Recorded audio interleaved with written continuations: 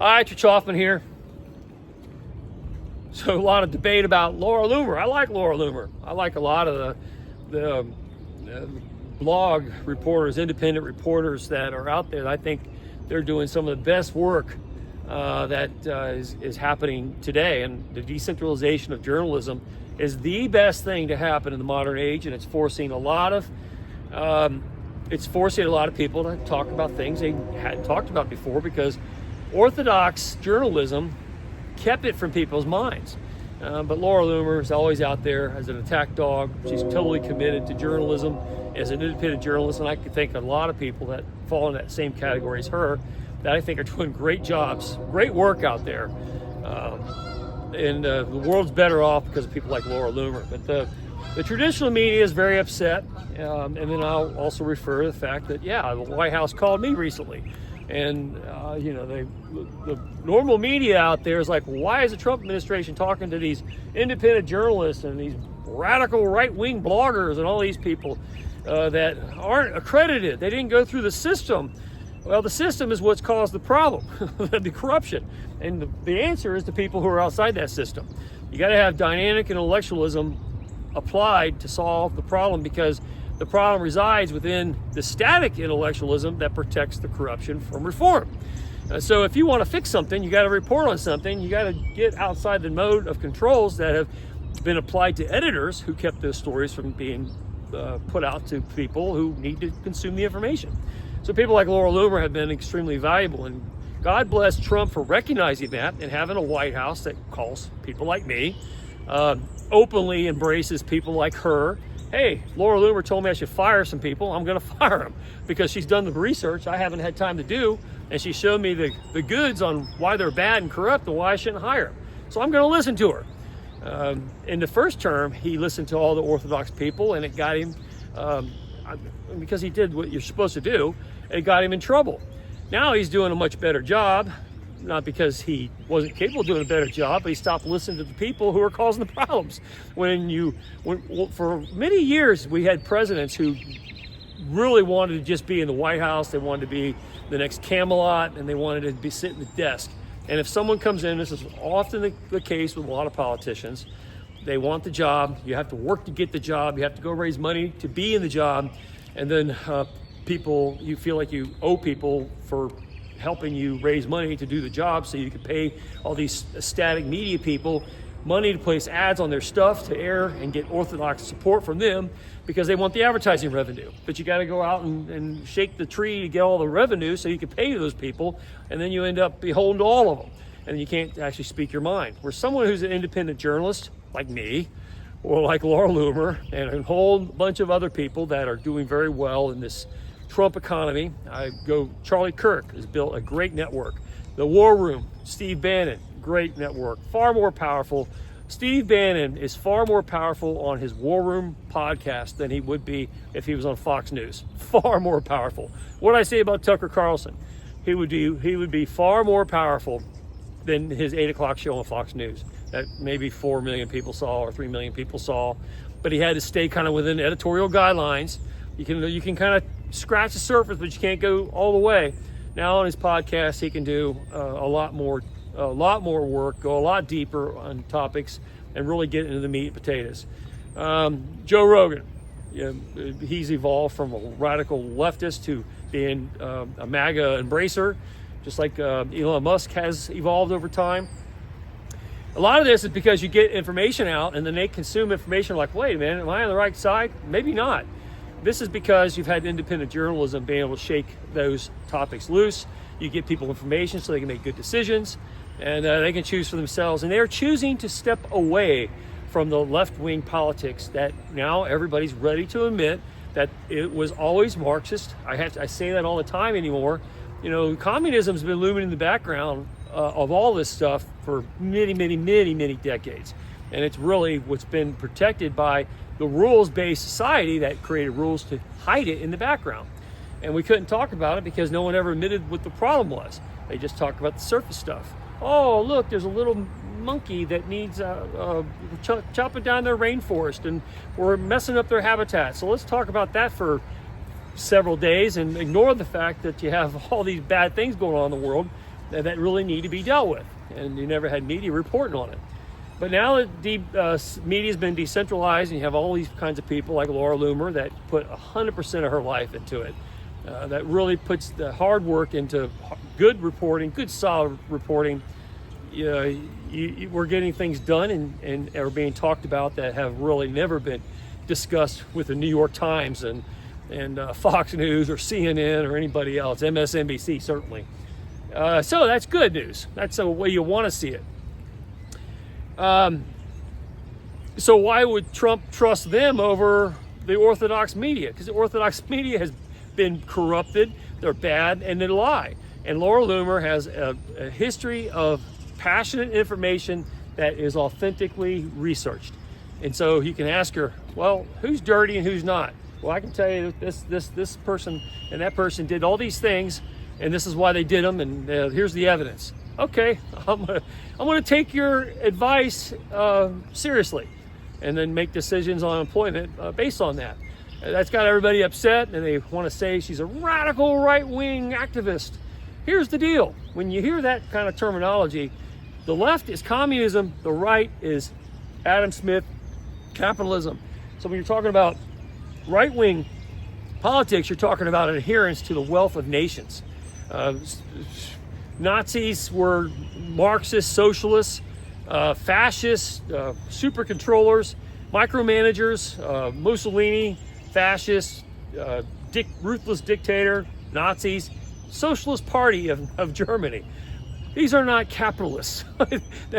So when you talk about the right, that's the right wing defined by crazy radical leftists to inspire and scare people away from the truth and into their communist embrace, because you've scared them into acting on their own and making decisions on their own. Right-wing politics is to the right of Nazis and fascists like Mussolini and communists like the Castros, all the Chinese, Mao Zedong, Stalin, all these crazy people that have screwed up the world so bad, and all these academic leftists who are scared of the world and who seek refuge in left-wing politics have tried to take people like Laura Loomer and make them the bad guys, because to them they are the bad guys, but to normal everyday people, they're providers of information that steers you away from the Marxist control of the world. So they disparage right-wing politics. So Tucker Carlson's a right-winger. Elon Musk is now listening to the radical right. MAGA's a bunch of radical crazies. Laura Loomer, Trump's listening to a radical right-wing political activists as a counsel to the president directly, because they want to believe there's some insulation there. What we're talking about is information, and if a president has the guts to actually pursue that information, and why would the White House call me? I'm a crazy radical right-wing gunslinging political activist that nobody should listen to, because that's what the communists want. They want infiltration into our traditional values, and anybody who's on the right wing is right of the Karl Marx Marxism, the Das Kapital view of the world, Communist Manifesto. Everything to the right of that they call right wing. Normal people would say it's normal politics. It's where normal people are. Most people are normal. Elon Musk might have sympathized with some of the left-wing stuff. Joe Rogan might have sympathized with some of the left-wing stuff until they knew better. And they've learned what's really going on because of good reporting, and reporting like what Laura Loomer does. And I would say reporting like I do. There's a lot of people out there who are doing good, honest stuff. They're not getting paid for it. They do it because they want to see a better world. And if you're President Trump and you're like, can I trust this person that's on the New York Times payroll and has skin in the game and is part of the problem? Or am I going to listen to Laura Loomer, who spends 24 hours a day, 7 days a week thinking about these things, doing research, not getting hardly a dime to do it, and she does it because she cares about the way the world's going? Who do I listen to? I don't know. It should be obvious, and it's in a competitive environment that you have decentralized media that is able to go out and articulate a position and present information that can win people over. And that process of information consumption has converted people I would say they were always a certain way, but with more information, they've leaned politically in a different direction, and that's certainly the case with Joe Rogan, and it's certainly the case with Elon Musk, the richest person in the world. And now, because the theater of information processing has presented enough evidence to get him to say, I like these MAGA people, I think I'm going to support them. They won him over that way, and destroying the ability to get the information out is not how you win the game, which is what the traditional media thinks needs to happen. So when they decentralized the media platforms, it gave alternative news outlets access to the White House information so they can get it out to the world so people can get that information. People like Laura Loomer, certainly people like Natalie Winters at a War Room. She's a 23, 24-year-old, very pretty young lady that is super smart. I mean, she's going to be great and relevant for many, many years, long after her young, flowering presence isn't the talk of every newscast right now, because she wears skimpy outfits to the White House. Well, a lot of people would like to wear the outfits that she wears to the White House. They just don't look very good in them. She can get away with it because she looks good in them. And there's a lot of people who are in the media profession that hate her for looking good in those outfits. And they don't care about the content of her reporting, but she does a lot of good reporting. She has for years. She's a young, very smart young mind that's going to be relevant for decades. And she's the future of media. People like her, Laura Loomer and Charlie Kirk. This genie's not going back in the bottle, everybody. I'll do what I do for as long as I feel like doing it. But there's another generation coming up that is taking the baton and running a little bit faster and a little bit better with it, because they don't have to go through the choppy waters of change state. They're doing it with the water break already done a little bit, and they're advancing the cause even further. So this isn't going to change, and anybody's out there complaining about it wants to say that we're going to go back to institutional control of media output, institutional control of our political system. They're not being very relevant to the status of reality. They're not acknowledging what's going on, and they're lying to themselves, because it's never going back to where it was. They can complain and cry about it, and the more they do, the less people are going to want to follow or listen to them, and the more harm they're going to bring to the news organizations. The only option is to go out there and get competitive and compete for the news stories and report them the way people need to consume information. You gotta compete. You don't get to be in a socialist Marxist model where the state controls the media, feeds the narrative, controls how that narrative gets out to the public, and therefore controls the story by having few sources reporting on it, and they control all those sources.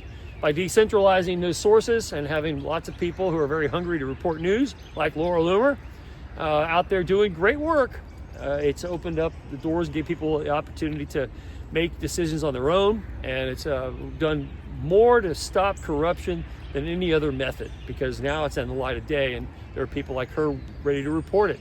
Natalie Winters on the War Room. And again, I always say Charlie Kirk, and those types of people are the future of media, and I'm very happy about it. Happy to see it going on. But to complain that the White House is listening to people that aren't being controlled by the system that caused all these troubles, that's a great thing. And we should all be happy about it. The people who aren't happy about it are obviously part of the problem, and that's what we need to talk about. And that's the truth of the matter. I'm happy to see, and it's going to grow even more so month by month throughout the next several years. And the world will be far better off with that honest competition for reporting. And the move to the right, and when we say we're moving to the right, we're moving away from communist controls and global marketplaces. Every time we talk about left-wing politics, we're talking about Marxism. When we talk about the right, we're talking about Adam Smith, wealth of nations. And the further to the right you go, the more free people will become. And that's what a lot of these tyrannical people, whether it's in the media or in politics or in finance, that's what they're terrified of. And it's great that they are so terrified. Let them be. Anyway, Rich Hoffman here. Share, subscribe, make tomorrow a better day. If you haven't read my book, The Gunfighter's Guide to Business, I think you'll love it. Anyway, have a good day. See you later.